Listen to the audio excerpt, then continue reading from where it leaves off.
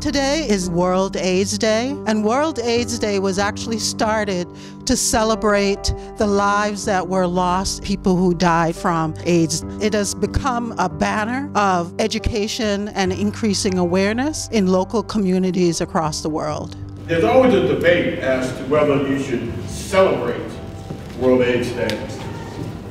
And I say that you should. You've got to think about all of those who came before us. And I'm here today. We want to be able to celebrate their lives. There's a bunch of resource tables around the room, particularly around community outreach and engagement. Harvard CFAR CAB is a community advisory CAB, and what we do is give the community perspective to researchers who are doing research actually in the HIV/AIDS epidemic. I was 14 when I was diagnosed with HIV, and I had a very strong mother who also had lupus, and it's her strength and tenacity that inspired me to do the same thing for others. And so I pay it forward by doing my part in the community. Health services here at ABCD and other partners came together to support a woman in the community who's living with HIV and has been using hers and other stories to really educate the community.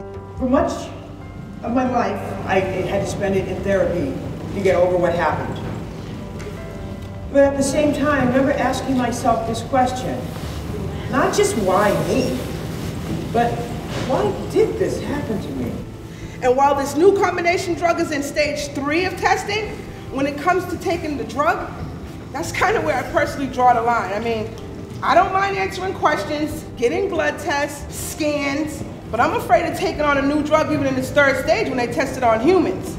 The play was about the research that's saving lives, but also what's behind research and why so many people of color do not get involved in clinical trials, do not get involved in research, but yet at the same time, research saved my life. It brought me back to being who I really am, and that had to do with understanding the history of my people, the history of our engagement in research, unwittingly sometimes, the exploitation.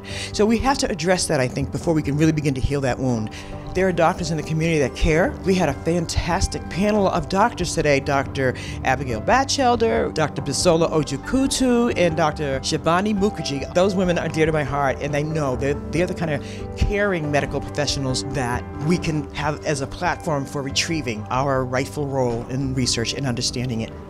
If you're in a partnership with somebody who is living with HIV and they are on medication and their viral load, the amount of virus in their bloodstream is undetectable, there have been numerous studies now, and most recently a major study this past summer that tells us that you will not contract HIV from that person. U equals U. Undetectable, meaning your virus is undetectable in the bloodstream, equals untransmittable. I think it's unfortunate that the way the media works and the way research works is that oftentimes it doesn't trickle down to everybody and to oftentimes the most vulnerable people who are disenfranchised or outside the spectrum of care and may have barriers to access and care for lots of different reasons. So having forums like this, it brings people together. So we need more of this. I think the biggest impact for me would be we want to reduce stigma, and it's the stigma that really isolates people, causing people to not do things like testing. So I think stigma is the biggest thing that we want to relieve in community so folks can get information and just know that you're not alone within this.